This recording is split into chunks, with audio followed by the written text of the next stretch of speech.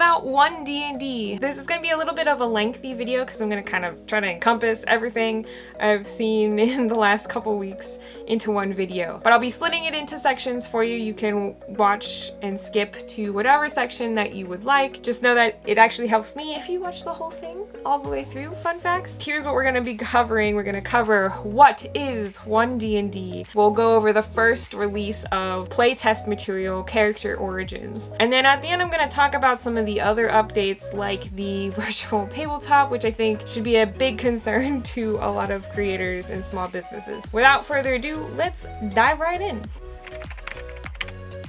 What is One D&D? Well, you missed the bus if you haven't heard, because the announcement was made 2 weeks ago. Here it is in a truncated form. We're beyond editions now. There's definitely a D&D Beyond pun in there somewhere, but I don't know that I can figure that out today.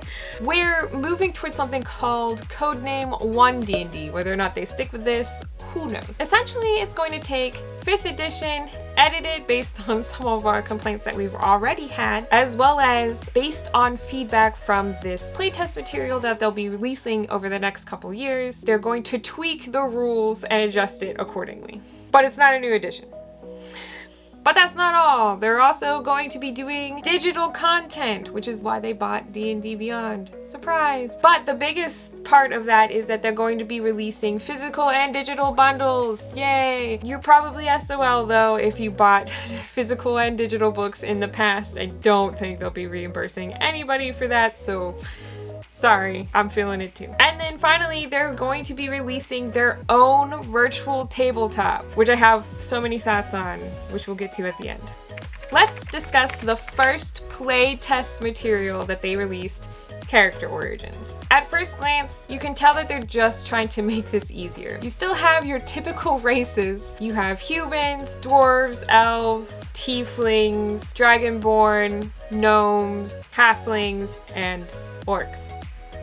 And I think I got them all. On top of that, you have a new race called Ardlings, and they've taken away all halvesies. So if you want to be a half elf or a half orc, that's no longer its own race. You can still be a halvesy if you would like. Essentially, you would pick traits from one race and you would look like a different race. I think you lose a lot of valuable skills that you would have had with things like half elves, because I normally played a half elf.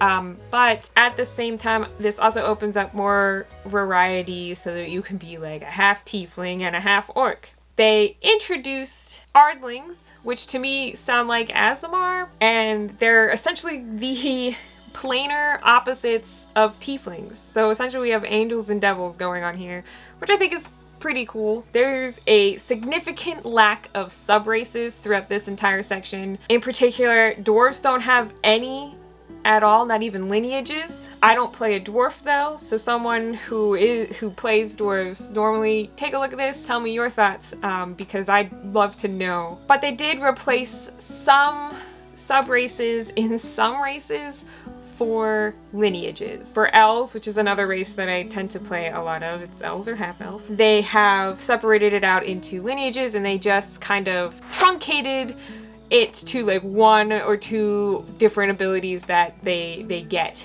And I think that this honestly makes it a little bit easier because there was almost too much information in 5th edition for this kind of stuff, so I think it will make it easier and quicker for character creation. Another big thing is that there are no ability score increases due to your race. Ability scores are now accompanying your background, so I think that just makes more sense to me. And you also notice throughout some of the races get more like features or some updates, like dwarves now have tremor sense, which I think is a pretty cool ability.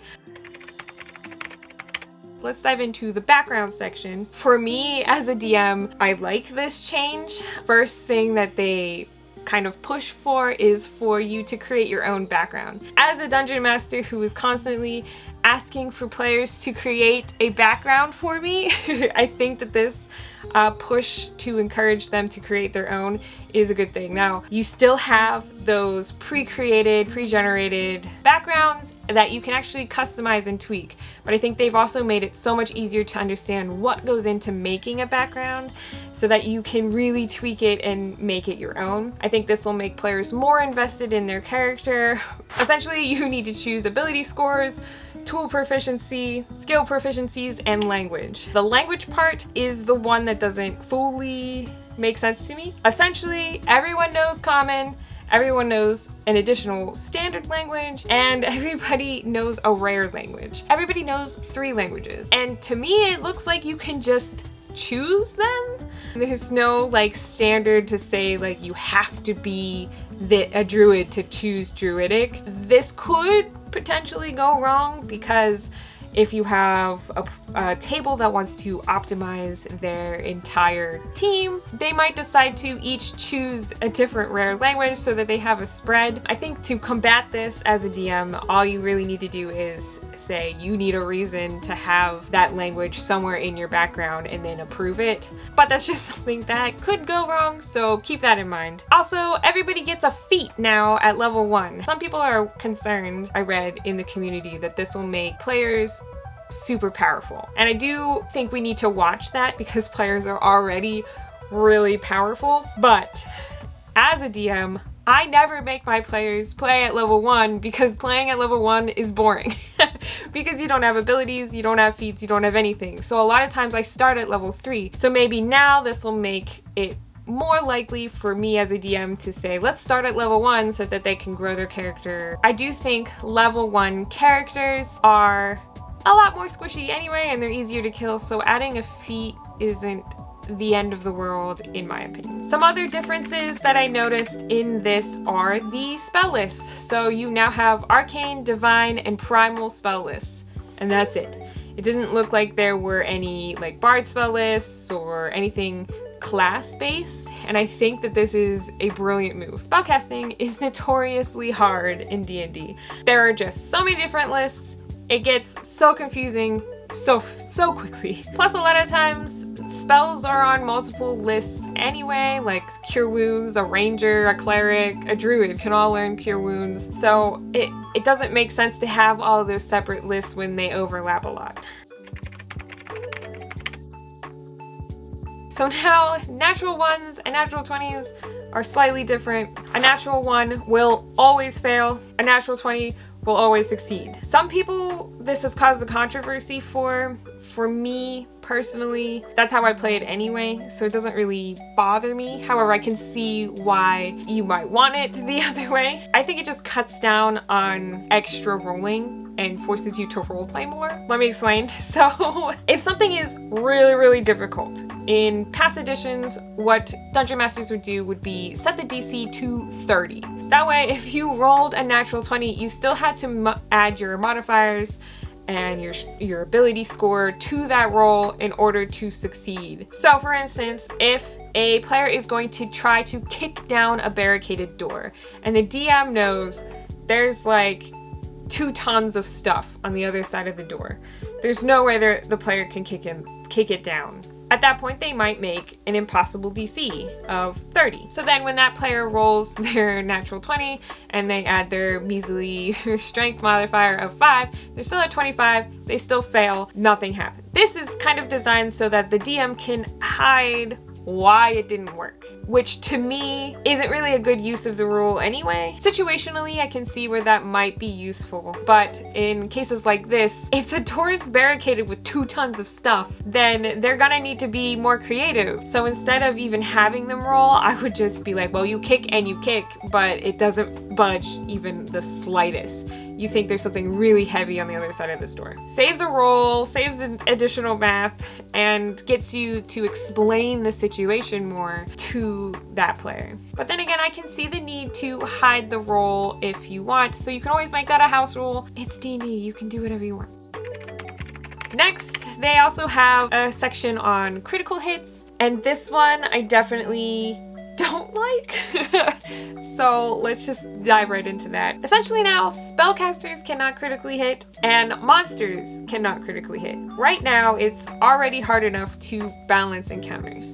So I feel like not allowing the DM to critically hit not only takes the fun away, because if I roll a natural 20, I want to critically hit. It also just makes it harder for me to actually provide a challenge to my players. I get that not every player likes it when they get critically hit, but it adds stakes to the battle. If I critically hit one of the players, knock them unconscious, suddenly the rest of the team is taking the battle way more seriously.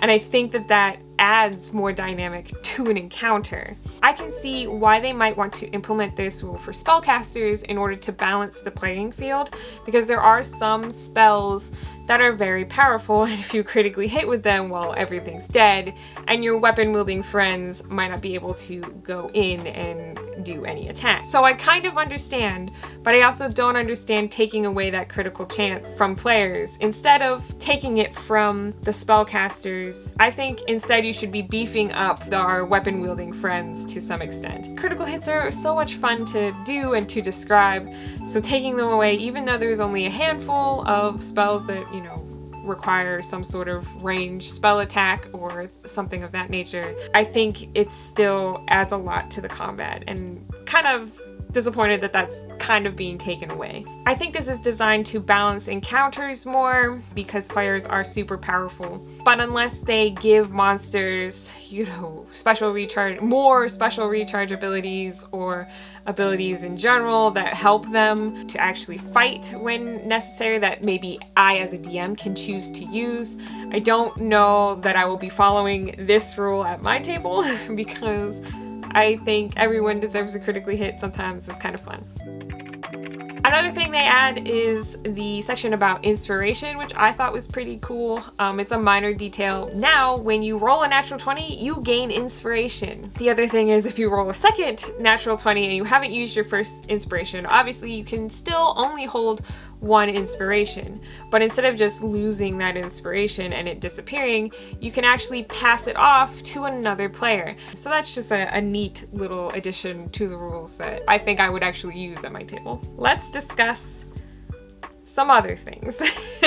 Will it actually be backwards compatible? I think yes and no. So looking at this first playtest material, I think that characters are going to be more powerful, or at the very least they're trying to balance encounters better, which could be good or bad. I think right now in 5e, they're already way too powerful and it's so hard to balance encounters. In fact, with even today's modules, I have to tweak the enemies, I have to tweak the battles to make it more of a challenge for my players. But I think technically, yes, you would be able to use those modules in this new non-edition, but you would have to just tweak it a lot. This is already evident in things like our legacy editions of Tomofos and Volos. The fact that they even had to make these legacy editions and release new editions is evident that some of their modifications to 5e have made players way more powerful and has made it just harder. Either they'll expect us to manually update those 5e modules ourselves, or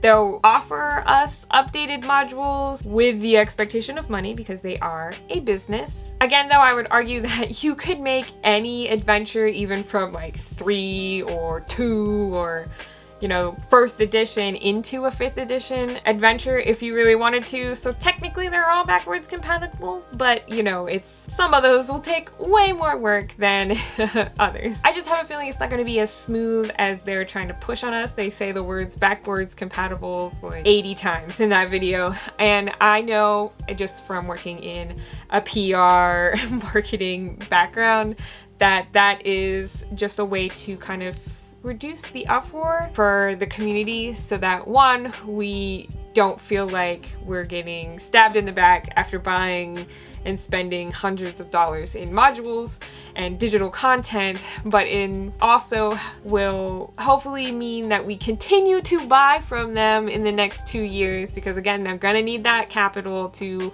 invest into the new one. Part of that is just PR and marketing. part of it might be true. Which I think for most of us is not gonna be a big deal anyway. This is our hobby. We're going to spend in our hobby. I know I'll keep buying stuff for this edition, and then when the next edition, non-edition comes out, I'll be buying for that as well. It's not really changing much for me personally. Okay, so the big one, what about D&D's virtual tabletop? This one is concerning for multiple reasons. From a business perspective, this is a super smart move for Wizards of the Coast. It's very evident that everything is going to a more digital state, or in the D&D community, with Roll20 and Foundry kind of taking off, especially during 2020 when we couldn't actually see each other, forced us to do a more digital version of D&D. And you know that they consider this an important thing because they bought D&D Beyond and they're going to be releasing digital content. Overall, in the business world, they're making a smart move, and they'll have the ability to offer microtransactions. You can buy skin for your dice or your characters or whatever. It's a smart move on their behalf. I think Baron DeRop over at Dungeon Masterpiece goes over this very well, so I'm not going to rehash all of his points. Just going to touch on some that kind of resonated with me. So after you finish this video, then go over there and watch his, because I think it's very telling of the same kind of things I'm going to be talking about here. I have seen it at my table, my virtual tabletop. When you have a visual, when you have something you're presenting your players, they're no longer using their mind to create the scene. They're no longer adding their own details and flourishes. They're kind of just basing it off of what you've provided. This can definitely hinder creativities. Now, obviously there are players that go way beyond that and still do super creative things, and this isn't every table and it isn't every virtual game. But I think as humans as a whole, we do tend to limit ourselves when we have that visual. I don't think this is so bad with Roll20 and Foundry because it's a flat mat, two-dimensional plane. There's still a lot left up to interpretation with that flat map. But what they showed on D&D's announcement video was a 3D modeled space that looks more like a video game. As a gamer, because I definitely am a gamer, I think that this will actually offer us more problems in that creativity field. Because when you go into a video game, you know the game has limitations. You know that as you're playing, you can only do so many actions, you can only do this many things to the environment. By making it look visually more like a video game, that's going to have the same effect, especially for players who come from a video game background. They're going to have a harder time kind of thinking creatively. I think a lot of DMs already know how to kind of pull characters and new players into the scene and make them think more creatively, but it's definitely something we're gonna have to watch if we use a virtual tabletop like this. I also personally think that virtual tabletops prevent you from knowing all the rules. If you roll to attack, you hit a button on a virtual tabletop and it just rolls for you. You don't know what modifier, what proficiency bonus, or whatever is used in that roll. And I think that also prevents creativity to an extent, because if you fully understand how every single aspect works, then you might start to narrow it down and think, okay, well, this roll is going to include my strength modifier. So how do I buff up my strength modifier? Maybe I ask my bard friend for some assistance or whatever. I think that offers some creativity when you fully know and are invested in your character and all the rules that go into it. But it's lacking when you use a virtual tabletop that just does all that stuff for you. I do personally feel like my table is not like this. I do use Foundry, I use a virtual tabletop, but for the most part, I prefer a hybrid environment where we're using the map. I have it on a TV screen and you can see the map for battle purposes, but we're physically rolling dice at our table, and then when it comes to role-playing scenes, there's not a lot on the screen that is going to help you in those role-playing moments. At the end of the day, it won't affect me to that extent. However, the biggest concern for me is more as a small business creator than as anything else. And this is actually an issue I've already had to kind of look at because of the uptick in, you know, Roll20 and Foundry and everything else. With an official VTT, what happens to the physical environment? What happens to the creators who make stuff for the physical table?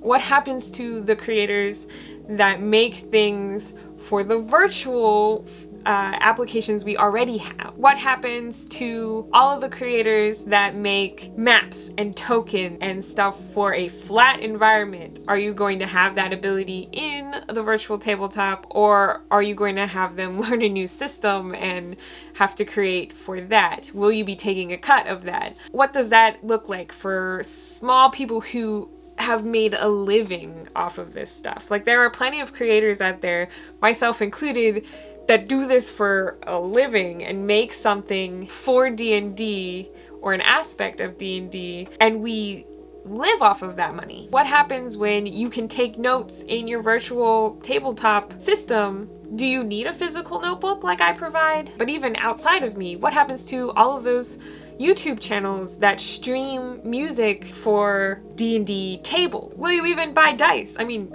I'll buy dice because I'm a dice goblin. But like, you know, these are the things that if you make a virtual scene more official, I worry that it's gonna hurt the physical scene. But not only that, I love D&D more when we're in person. I think that that environment of bringing people together, friends and family, to play a game and discuss and, you know, have fun and just chill at a table in a physical environment is way better than in a virtual environment. So I think at the end of the day, my table will always be a hybrid. I also know that there's a subset of us, regardless of how many cool digital note-taking apps there are out there, we will always prefer handwritten notes. So I don't see that my products will be affected as crazily as maybe some other people out there. But I do worry that, you know, there are creators out there who make better stuff than I think D&D does. Like, if you look at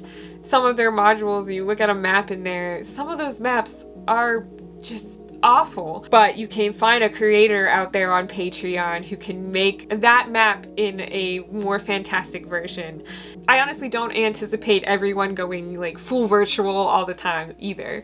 There's going to be a lot of us, especially people who have been in the hobby for even longer than I have, who will always prefer a physical table set to hand drawing maps on like dry erase or just using theater of the mind. Like, there's always going to be that subset of people, and that's great. I just worry that making a virtual tabletop more normal will make it more expected to have all these high quality graphics and all these high quality things that are cool, don't get me wrong, but there are some aspects you only get from that original D&D feel of being at the table. I am just gonna have to tweak my strategy slightly. I've already kind of been diving into offering digital things, so it's not the end of the world for me. But I do worry for other creators because there's a lot of cool stuff out there and there are a lot of great people making great things.